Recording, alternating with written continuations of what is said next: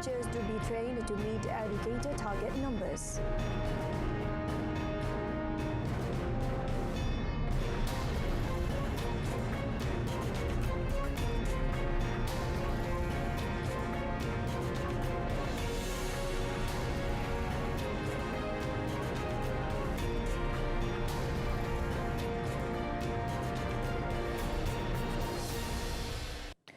Good afternoon and Salam Malaysia Madani. Thanks for joining us. I'm Shuhaida Arifin and you're watching Updates at Noon.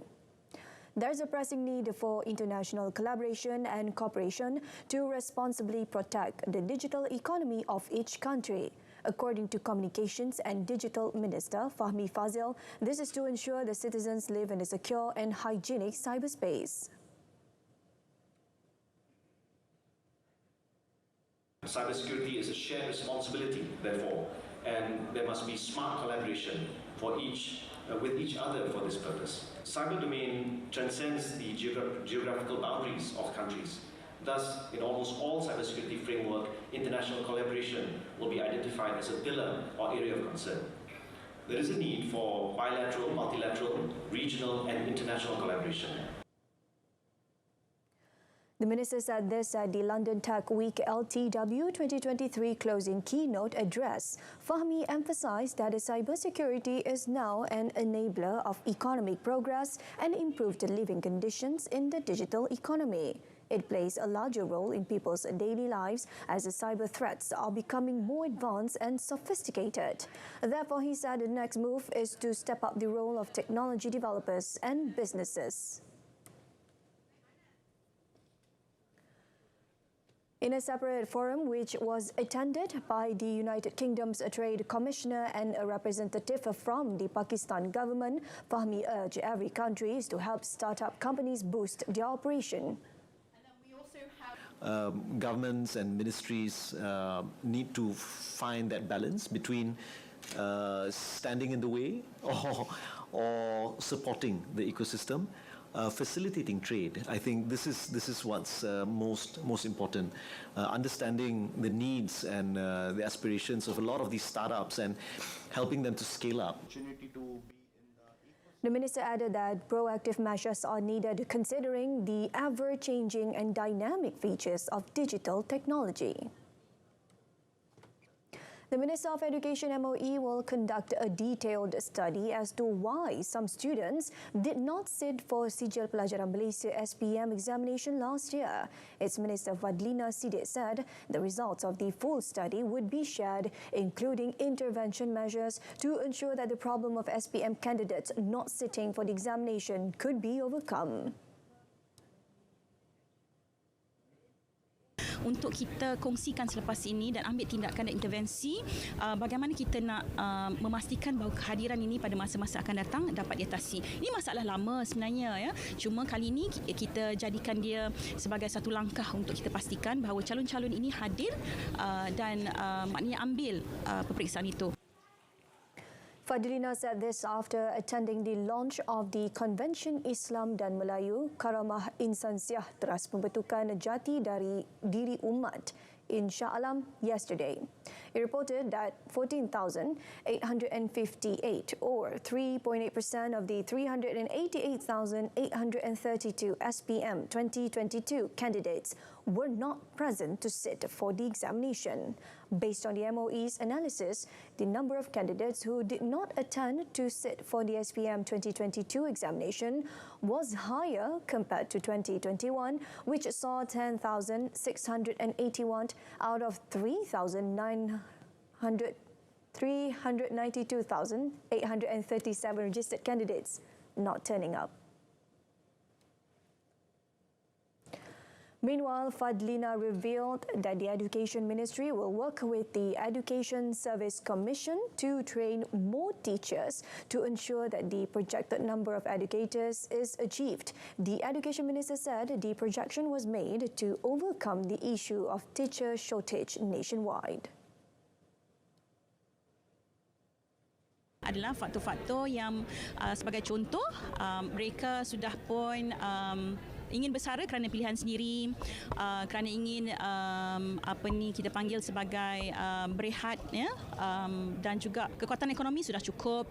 Maknanya ini yang kita panggil sebagai faktor yang gembira lah. Maknanya mereka bersara dengan gembira. Adapun faktor-faktor lain, salah satunya tadi penguasaan teknologi, kemudian faktor yang lain kita sedang perhalusi kerana kita tak nak gap itu terlalu banyak lah, ya. Sebab itu ada yang bersara itu kerana sakit kita tak boleh, maknanya tak boleh hold lah, ya. Jadi kita dalam konteks persaraan itu ada yang wajib, ada yang pilihan, ya. So yang wajib itu maknanya diteruskan mengikut proses dia, manakala yang mengikut pilihan tu kita akan lihat dari segi alasan dia lah. She was commenting on a matter of teachers' shortage and the reasons why some teachers opted for early retirement. The slogan "Segulai Sejalai" is a phrase in the Iban language that is in line with the concept of unity, which is part of Malaysia Madani aspirations. National Unity Minister Dato' Aaron Agor Dagang said that the slogan described the close bond of unity between communities in the land of Hornbills. In English, together we move forward. Yeah. Kalau tidak together, kalau tidak ada perpaduan, how to move forward? Yeah. There must be perpaduan, keharmonian, baru kita dapat move forward in everything that we do. So this is, I think the Prime Minister look at it as what he is trying to link it to Madani. The minister was met after officiating the celebration of International Archives Week 2023 at Arkib Negara. The use of this slogan was announced by Prime Minister Datuk Seri Anwar Ibrahim at the National Level Gawai Dayak celebration ceremony, which he attended in Kuching, Sarawak on 7 June. Meanwhile, Dato' Aaron said that the celebration of the International Archives Week from 9 to 16 June could foster awareness among Malaysians about the role and importance of archives and their collection.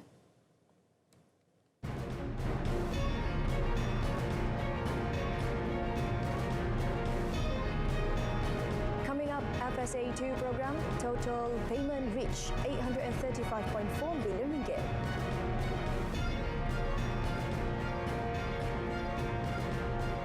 The same Melaka government has approved the appointment of 1,422 Quran and Fardu Ain class Kafa teachers for religious primary schools SRA under the State Islamic Religious Department JAIM.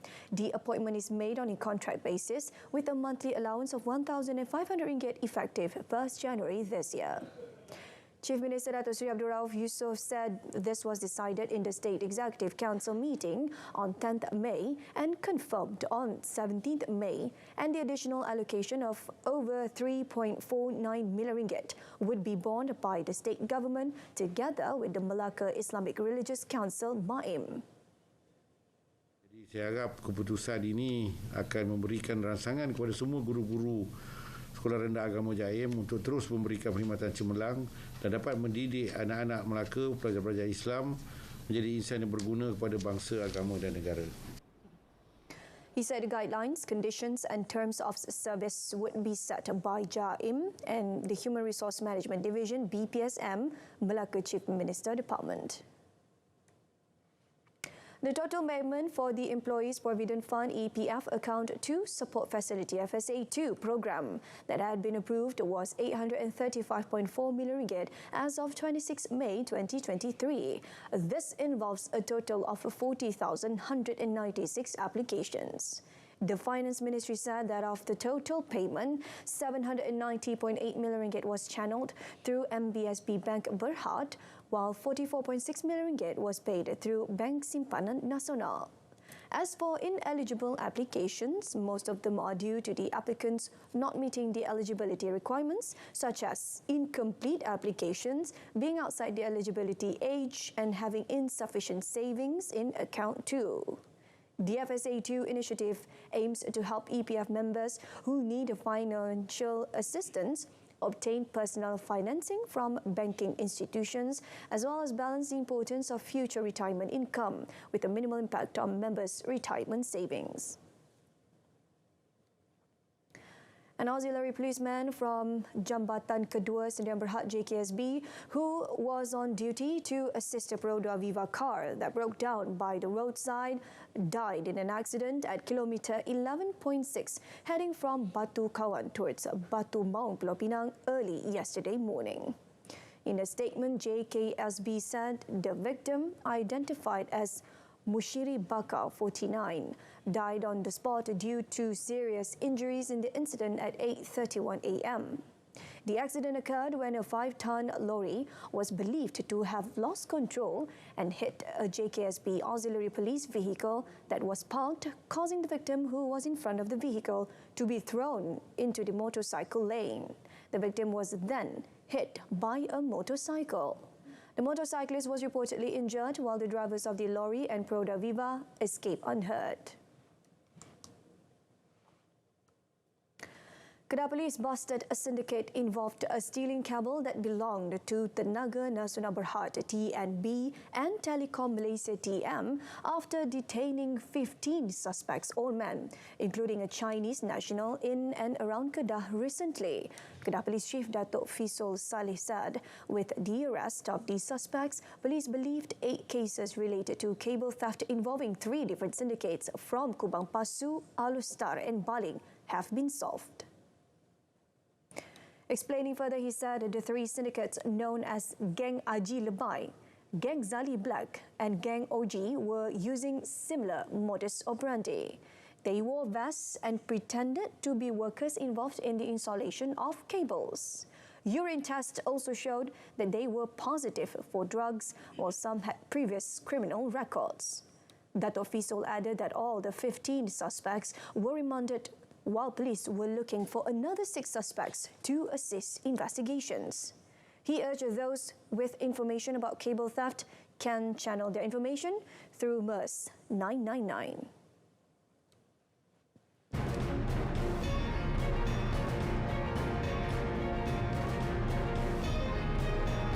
In our foreign front, 9 killed in rival ethnic group clash in India.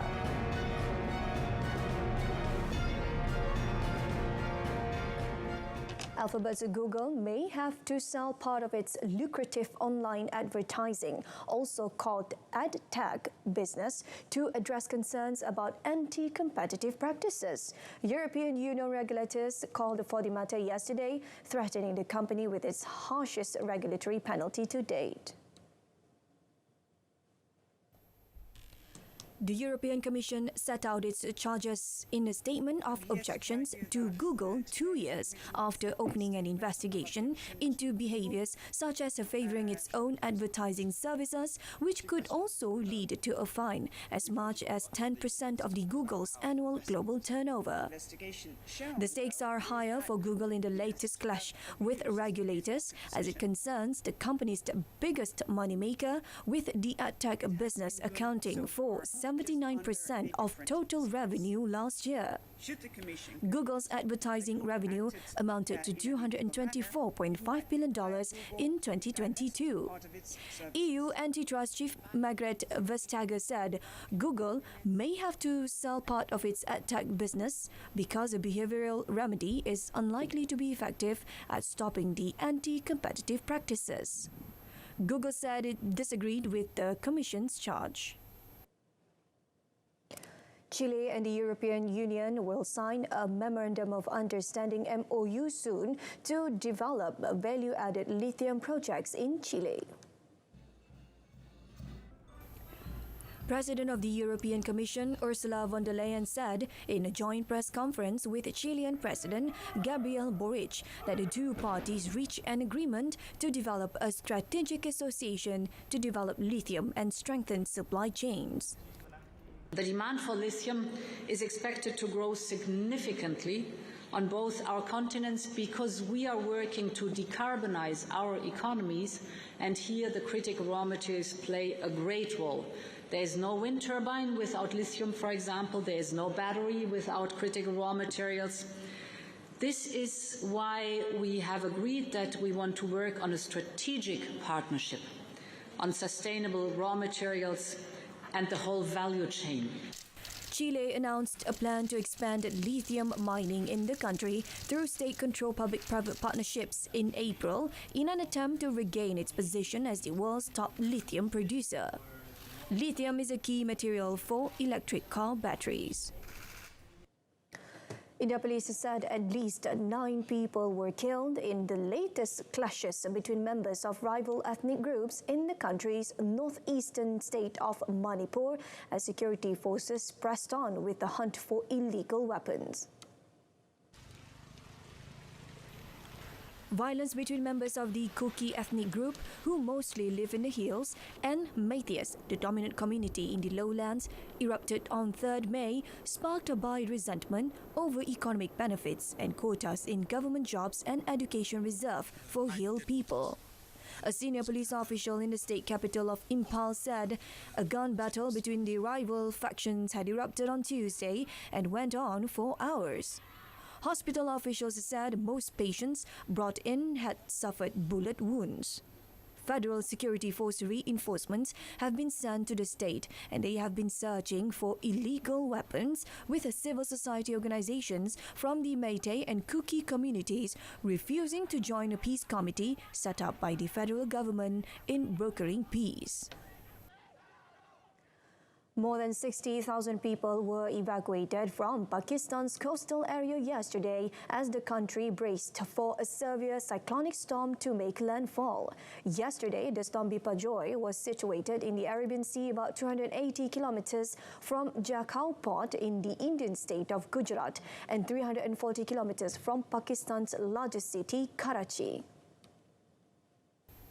Biparjoy, denoted a Category 1 storm by the Indian Meteorological Department (IMD), has also sparked evacuations across India's western coast. According to the Pakistani National Disaster Management Authority, 62,000 people in the country were evacuated from high-risk areas in the district of Suwa Jawal, Tata and Badin. Meteorologists said the cyclone packed winds with maximum sustained speeds of 125 to 135 kilometers per hour, gusting up to 150 kilometers per hour, and warned high tides in the Arabian Sea could inundate low-lying areas along the coasts. In a press release, Pakistan Maritime Security Agency (PMSA) said they had a deployment along the coast to evacuate the areas of Keti Bandar Badin and other small coastal villages in the vicinity. Salvadoran President Nayib Bukele yesterday signed into a law bill to slash the country's 262 municipalities to just 44. The government says the move will cut spending while the opposition decries it as a power grab. El Salvador's Congress passed a bill late on Tuesday with 67 votes in favor and 15 against. Ruling party deputies who hold a majority in Congress said the move will trim public spending, generate more investments, and help fight corruption, with Bukele vowed to do this month. The new municipalities are set to be governed in 14 departments. Government estimates PAG annual savings at $250 million when it comes into force on 1st May 2024. Under the law, the smaller localities would not lose their cultural identity, traditions, or administrative offices. Opposition lawmakers, however, say the move looks to centralize power, increase bureaucracy for project development, and reduce the municipalities' autonomous resource management. Last week, Congress passed another bill to cut the number of lawmakers to 60 from 84. This measure is also set to come into effect after the 2024 elections.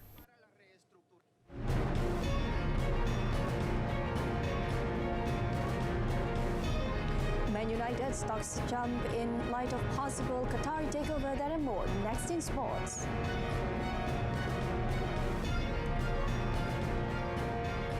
Shares of Manchester United jumped 13% to hit a 2-month high on Tuesday after a report hinted that Qatar's Sheikh Jassim bin Hamad Al Thani was likely to succeed with his takeover bid for the English football club. Qatar's Al Watan newspaper reported that Sheikh Jassim, son of former Prime Minister of the country, was poised to be announced as the preferred bidder of the Premier League football club. It was reported last week that Sheikh Jassim had made a fifth and final offer of more than £5 billion after British billionaire Jim Ratcliffe's Ineos reportedly outbid him in April. No deal has been reached yet, days after Sheikh Jassim's deadline last week, after which he said he will not enter any further negotiations. New York listed shares of Manchester United were trading at $23.07 after rising as much as 30% before the opening bell. The stock has risen 53% since the club's owners, the American Glazer family, said in November they were considering selling the club. The Glazer family is reportedly seeking £6 billion, which would be a world record for any sports club or franchise, but neither bid is that high. Champions League final hero Rodri is likely to be thrust straight back into the action for Spain in the Nations League 5 days after helping Manchester City complete the treble. Spain coach Luis de la Fuente said he had yet to settle on his lineup for the semi-final against Italy in Unshed, but hinted that Rodri was a strong candidate for a role in the game. The midfielder scored the winner for City in the Champions League final against Inter Milan on Saturday. While his teammates have been celebrating, he has joined up with the national squad for the four-nation tournament in Netherlands. Rodri is joined in Spain's squad by Aymeric Laporte, who was an unused substitute on Saturday, as City completed their sweep of the Premier League, FA Cup and Champions League titles. Meanwhile, Jordi Alba's career might be at a crossroad after being released by Barcelona, but he's relishing his surprises return to the Spain squad. The 34-year-old fullback, who has 91 caps, last played for Spain at the World Cup in Qatar, and his international career looked at the end after he was left out for new coach Luis de la Fuente's first 2 games in charge in March. Spanish media reported he had been approached about a potential move to Major League Soccer to join Lionel Messi at Inter Miami. Alba also been linked with Atletico Madrid, Inter Milan, and clubs in Saudi Arabia. Italy captain and veteran defender Leonardo Bonucci believes that the new-look Azzurri, with their mix of young and experienced players, have a point to prove in their Nations League semi-final against Spain. Speaking at a news conference yesterday, the 2021 European Championship said his side wants to make up for missing out on qualification for the 2022 World Cup in Qatar by bringing home some silverware to Italy. Less than 12 months after silencing the Wembley crowd's chance of its coming home by defeating England on penalties in the Euro 2021 final, Italy faltered in the 2022 World Cup qualification playoff, suffering a shock exit at the hands of North Macedonia. Since then, Bonucci's partner in crime, Giorgio Chiellini, has retired from international football. Meanwhile, young players such as Leeds United winger Wilfred Gnonto and Galatasaray midfielder Nicolo Zaniolo are poised to set up as a new source of hope for the 4-time world champions. The Women's World Cup will be broadcast in Britain, Spain, France, Germany and Italy after governing body FIFA extended its agreement with the European Broadcasting Union (EBU), ending the threat of a blackout in Europe's top football nations. The rights for this year's tournament are being sold separately from the Men's World Cup for the first time. FIFA President Gianni Infantino said last month that the 5 countries would face a blackout unless unacceptable bids were improved. In October 2022, FIFA and the EBU, which represent the continent's national media organizations, had announced an initial deal confirming that the World Cup would be broadcast free-to-air across 28 European territories. That agreement has now been extended to cover the 5 countries as well as Ukraine. FIFA said around 1.12 billion viewers tuned into the 2019 Women's World Cup in France across all platforms. Infantino had said broadcasters initially offered only 1 to 10 million for the rights for the year's tournament in Australia and New Zealand, compared to $100 million to $200 million for the Men's World Cup. The 9th Women's World Cup kicks off in Sydney and Auckland on 20th July. In tennis, second seed Jannik Sinner got his cross-court season off to a flying start with a straight set win against Alexander Bublik at the Rosmalen Cross-Court Championships in Hertogenbosch yesterday. Sinner nullified the threat of Bublik 6-4, 6-2 to earn an 84-minute win. Sinner is now 11 love in opening matches at tour-level events for the season. The 21-year-old is relatively inexperienced on grass, on which he holds a 5-5 record, but Sinner again demonstrated how effective his ferocious ground strokes can be on the surface with a classy performance against Bublik. The Italian coped well with the creativity of Bublik, who didn't mind throwing in an underarm serve or a drop shot to keep the 2022 Wimbledon quarter-finalist on his toes during the second round match. Sinner's quarter-final opponent will be Emil Ruusuvuori after the Finn notched a hard-earned triumph against its 7th seed Hugo Humbert. It will be Ruusuvuori's second tour-level quarter-final of the season, with Sinner his opponent in both. Now, over in Stuttgart, Tiafoe overcame stubborn resistance from Jirila Ceka to beat the Czech player 7-6, 6-4 in his first appearance at the Stuttgart Open.